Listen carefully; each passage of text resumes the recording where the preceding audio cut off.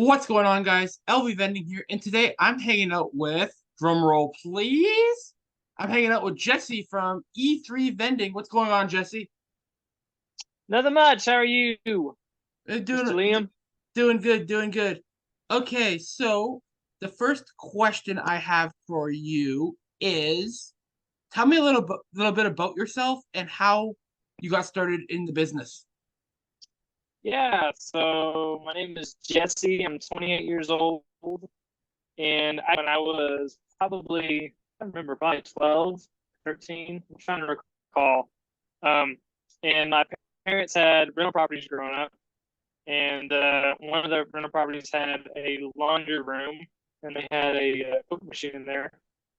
And I was asking my dad if we could pull the Coke machine that was there and put my own in, and he said he'd look at the contract, and the contract was up, so we contacted them and booted them, and I ordered a machine online and got it put in with my sodas and everything, and started with that while I was there working for him and everything. I could maintain it and restock it and everything, and then from there I got a few more soda machines and snack machines, um, and I did that through high school. And then in high school, we ran into some friends, and my mom was telling them how I had done a little bit of vending on the side. And they said they had friends that were part of a vending franchise. And it said it was a really cool opportunity. So we were reaching out to their friends about it. And it turned out it was a franchise for sticker vending called School Spirit Vending, where uh, you would place a sticker machine in an elementary school, and you would sell stickers in that elementary school, and you'd pay 25% commission to the school as a fundraiser.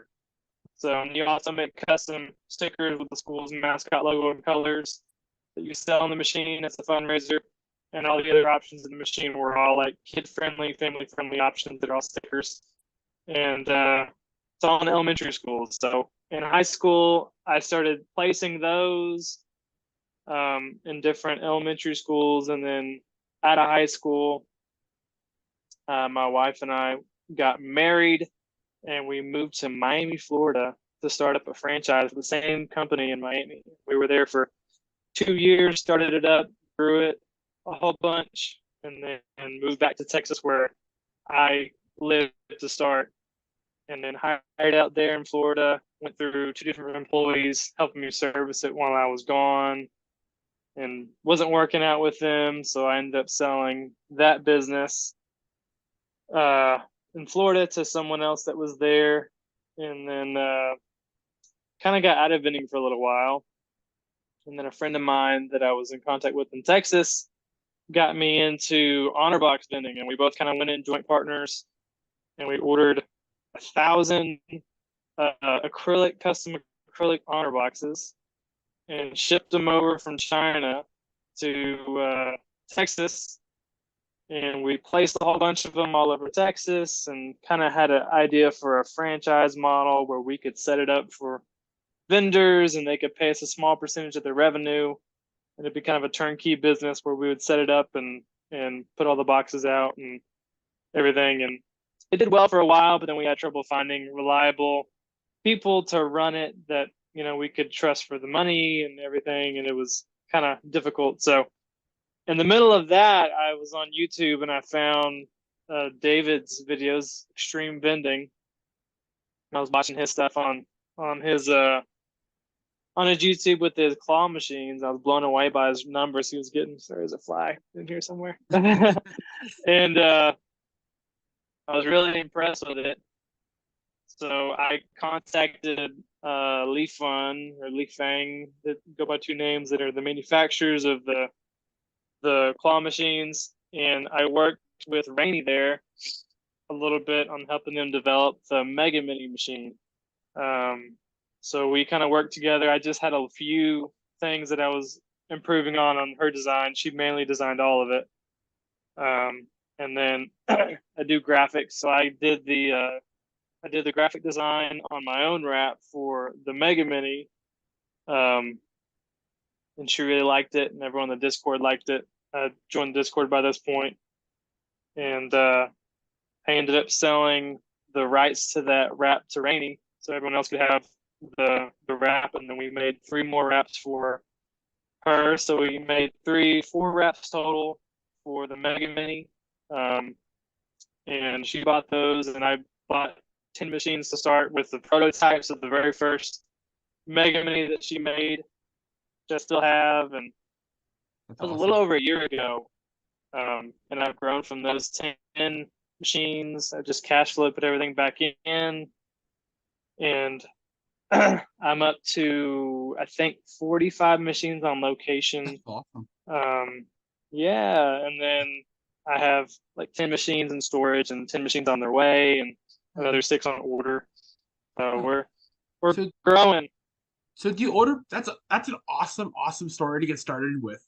Do Yeah. you you order them in like the six and then tens? Is that how you order them?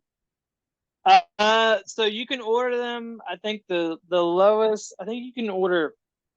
You can order 2, I believe. I wouldn't order 2 because you're shipping overseas and they're gonna get bounced around a lot if there's only 2 of them. I think the suggested minimum order is 4. I ordered 10 when I started with the prototypes, Oh yeah. and I ordered the least I've ever ordered at a time was 6.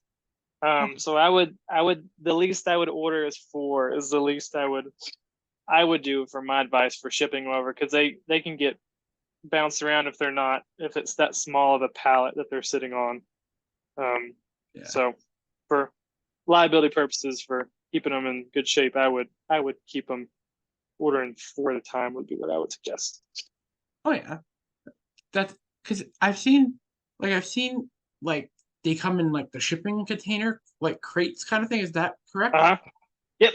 Yep. Same thing. They build a whole crate around it, wooden crate that goes around the machines, and they pack them in real tight so they don't move around very much. Wrap them in bubble wrap.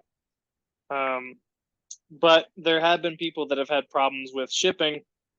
It's normally the last leg of the trip, the last from the port to you. It gets bounced around from truck to truck.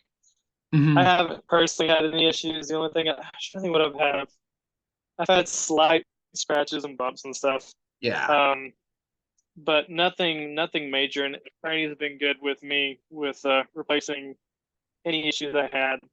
I think one of them, the glass broke, but I think that was actually my fault because I was tightening it too much. I was Oh uh, yeah.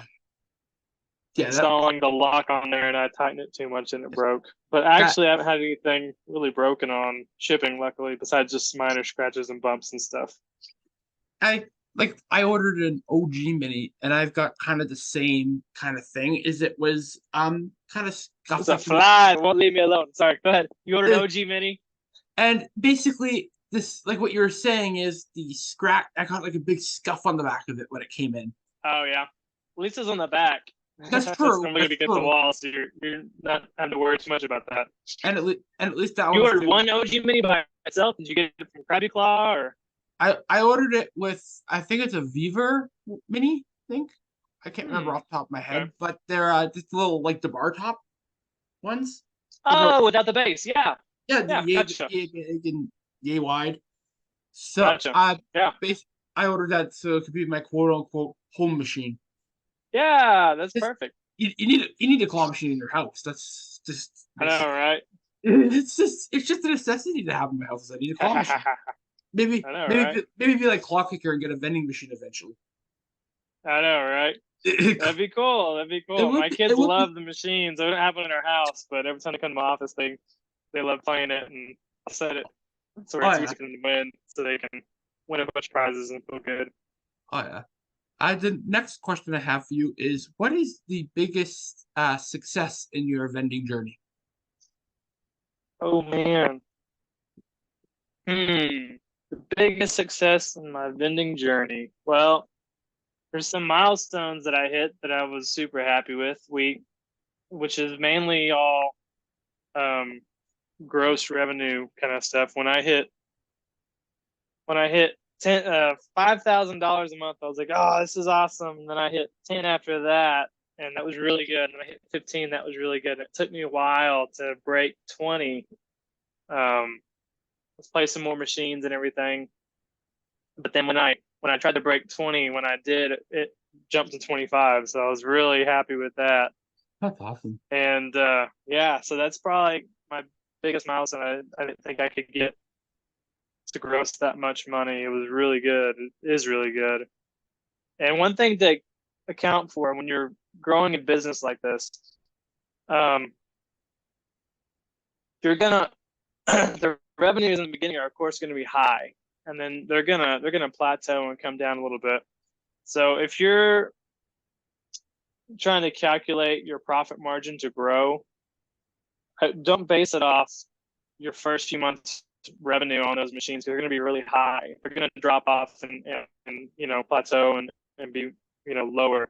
So that's one mistake I think people make is they place a machine for the first few months and they see this big revenue and they base their whole thing, well, if I can get 10 of these, then I can do this, this, and this, and they get disappointed down the road when most of their machines kind of come back down to earth and their revenue's not as high, which I've seen with placing. I've had my machines on location for a little over a year.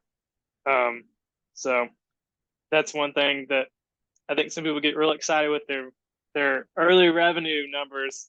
Goodness, this fly's driving crazy. Oh, that fly's gonna be famous. Literally, I don't know if you can see it or not on my end. It's like I see you like waving your arms around. Ah! If I'm just like waving my arms around, I'm not just talking. It's the fly that's hit me in the face like 10 times in a row. Yeah, that's all. That's one famous fly, that's for sure. Yeah, for sure. What do you think your biggest like challenge was in your vending journey? One thing I had to adjust for was shipping times, and I did a business plan on everything, and I didn't account for how long shipping would take, and that's shipping on machines and shipping on product because I buy my stuff from Alibaba overseas, so my product's taking a month or more to get here. Machines are taking like 2 months or more to get here, and that was one thing I hadn't accounted for was how long it was going to take for inventory to get in and for machines to get in. Yeah. Because I was kind of thinking, okay, I'll make X dollars, and that buys X machines, and then my model was based on then I have this many machines, and then I make X dollars, but I didn't count for, I have to wait 2 months, 3 months after this point for those machines to come in, and then I have that revenue. And that's also the time of placing. If it takes you a while to place them, and I've had less and less time to place as I've been servicing my route currently. So I'm needing to find someone to help me service so I can focus more time on placing more machines and everything. That's a good strategy when it comes to that because I know, for example, like I know ET Vending. I don't know if you're familiar with them. Yeah, they're cool. But when they ordered their big shipping crate, it took them, I think they said about 5-6 months for their stuff to come in because they kept going on lockdown in China. Yeah. I work with them on designing the graphics for their mini claws. Oh, yeah? Supply. Yeah, they did the vault. Prize Vault was one of them. The Candy Craze, right?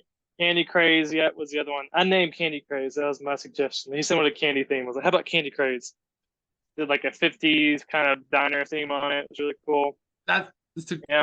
Candy Craze is definitely a great name for that crate. Yeah. So those turned out real cool, and yeah, that took them forever.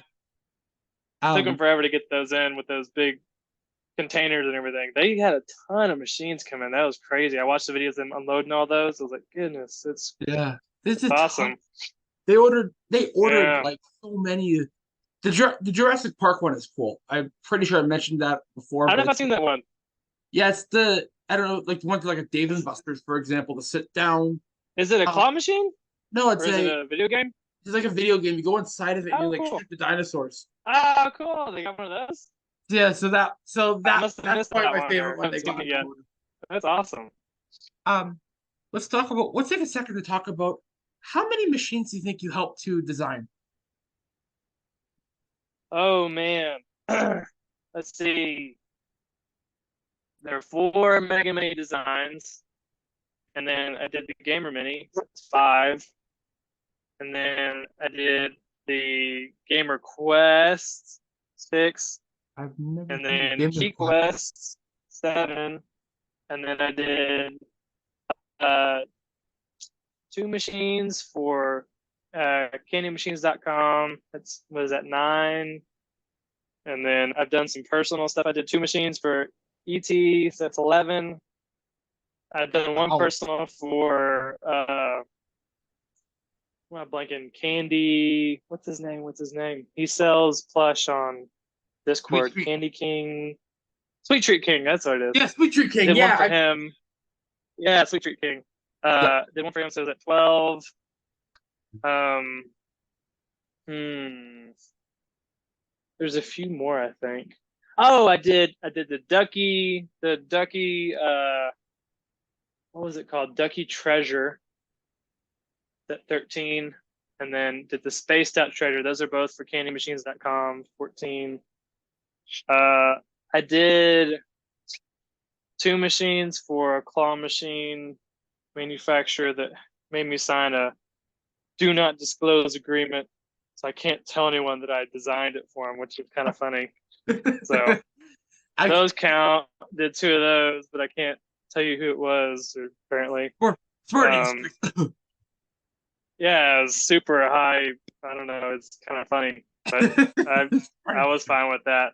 But I can't take credit for it now or show it on my stuff. I send people with graphics that then I can't show that one because it's NDA. Do not disclose. So what is that, like 15? And around then there. there's a few new ones that I'm doing for candy machines. I think I did 3 of those that are for a different. Wow, this fly is driving me insane. I'm serious. Anyway, I don't know, 15. I think maybe 18 total if I had to guess. Maybe I'll closer to 20. There might be a few I'm missing. I'll put a count up somewhere here somewhere. Yeah, you'll count it up. Yeah, Yeah, I'll think put it what in. I think I counted. I think I counted 18 or somewhere close to that, but I think there's a few more that I'm probably Editor, not accounting for. put So a probably counter closer to up right 20. here. There we go. Editor, meaning me in probably 5 days. Probably. I'm probably gonna save this video to the last minute to edit. I don't know. It's just me. Just and so, how did you get started designing cranes? I've done graphics a little bit, uh, just my personal stuff. I don't know a lot of lingo of graphics. I just really enjoy designing it. I like getting a theme idea and getting inspiration art and then creating my own thing from it, which it always ends up different. Um, but I've always done that, and I don't know a lot of the technical lingo, so it's kind of hard for me to talk. Like people ask questions, and I don't know the terms. I just kind of self-taught, and I have a guy that helps me with a lot of the technical stuff, like fitting it to machine and everything with the um blanking on the word for it, but sizing it up and fitting it and everything. I just do the graphic design stuff, and I'm self-taught, so I don't know a lot of the terms or anything. Yeah. And so people ask me questions like, I don't really know. It's a little thing to do, and I'm just kind of doing my best. But I really enjoy the design. I take my time. I'm not as fast as a lot of people are, but I'm a perfectionist, so I take a lot of time to do everything I do. What? I don't, here's another follow-up question for you on that. Is Okay. why did you I think wait, I just asked that. Okay. The question that I have for you is, do you like designing the graphics for minis? Yeah, yeah. I've That's the majority of all the graphics I've done were for minis. With the Mega Mini and the Gamer Mini and the Super Mini, and then the ones for ET and a few other ones, mainly for minis. But I've done, I did one for, that's another app I forgot. I did one for Rainy, that was those cotton candy machines, the big, huge cotton candy, Oh, those makes the ones, cotton candy in yeah. front of you. Yeah. Yeah, Yeah, I yeah, did one for her on that. But other than that, I think all I've done is cranes, mainly mini cranes, because those are really hot right now, and the flag keeps attacking me still. yeah. But Anyway, yeah, mini cranes are great and they're fun to design for. They're so small. Oh yeah, that's totally awesome. Like I designed a mini one a couple weeks ago there when I had Oh, some really? when I had some spare time. So if anyone wants to Cool. get that, if anyone wants to design have at her, I just designed it quickly. Cool. Like the graphics and stuff, like, or you Yeah, designed the whole machine, like a different type of machine, or just the it, graphics for the wrap. just the graphics for the wrap. It was like Cool. I think it was an ocean and space theme kind of thing, if I remember correctly. It was yeah. The Cool. yeah. So when you're how did the gamer mini come about? Like how did you come up with that kind of theme for it? Well, I had the idea for like a video game themed uh wrap for a while, and I had suggested it to a few people that were I was doing wraps for, and no one kind of picked it up. And I thought I'll just do it myself. And I contacted Rainey, and she said, "Well, we're good with the four wraps we already have. If we had another one, it's just another SKU for us to do." And I was like, "Okay." And I was trying to think about it, and I went and designed it. It turned out really good. I loved it. Um, and then I had the idea for a premium wrap, which means you just pay me just a little bit extra for the wrap. You go on our website, gamermini.com, and submit your order there. And then we send you an email to pay, and you pay. It's a $25 upgrade per machine. And then once you pay, I notify Rainey with who has the Mega Mini, which is what the Gamer Mini is the wrap for. And then she prints the wrap out and she wraps your machine with it once you purchase the machines from her and puts the sign on top and everything. Um, so it was just something that was a really good design, and I put a lot of effort into it, and I put a lot more added bonuses to it with the extra uh, stickers that are included as a wrap design with the price sticker instructions, and I made a custom uh, animated instruction thing on the top that explains how the prize box on the top works and everything. So I put a lot of extras into the design and everything, and I thought people maybe would pay extra for it because it looked really cool. I thought it was the best looking one out of all of them. Yeah, And that's definitely a cool mini, that's for sure. yeah, yeah, And a lot of people liked it, and I've sold a bunch of them, so it's been fantastic. that's awesome. Using it for like say like the kind of graphics that you use, it kind of looks like Mario. Do you think Oh yeah, do you think you can get away with that copyright wise, or do you have to pay a licensing to Nintendo? yeah, I hope so. When I designed it, I pulled from a lot of different video game inspiration. When you compare the graphics side by side with, let's say, Mario or Sonic or the other games, I pulled a bunch of graphic art that were all kind of the older video game themes and everything. Um, so if you compare side by side, they're very different, unique, and it's its own entity, separate. It's not confused or anything. If you just look at it without comparing it to actual Mario stuff, you think, hey, it looks a lot like Mario. But then when you compare them side by side, you're like, oh, that's a much different Yeah. design. It's a much different. Everything's unique to itself. They're created by itself. Or if you compare the coin side by side, they're different. You compare the flower side by side, they're different. But it was in that style, if that makes sense. Kind of like Flappy Bird, you know, the background of Flappy Bird kind of reminds you of Mario a little bit with like the green Yeah. grass and the dirt underneath. And Yeah. Big Yeah. Doug has the same green grass and dirt. And there's a lot of things that are in video games that are kind of the older video games that had that kind of theme. And I was going for that. And when you compare them side by side, they're very unique to themselves. So hopefully we'll be good with that. That's totally awesome. Yeah. Um, and my final question I have for you is, what do you think is your best product in your crane or any machine that you've owned? Hmm. So I have some mini supers that I got from candymachines.com, and I have the Mega Minis, of course, which are most of all I have. Um, Other than that, the only thing I have is an OG Mini. So I'm not probably the best person to give you.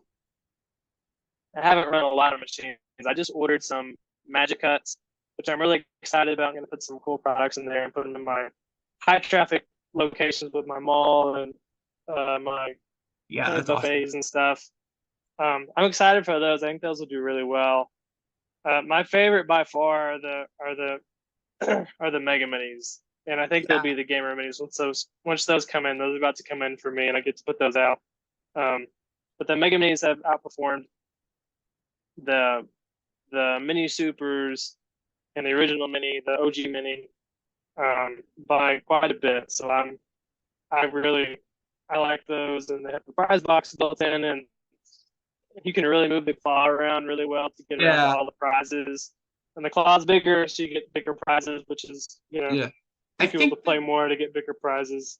yeah, I think the Mega Mini is the same claw that I have on, or similar claw that I have on my Golden House.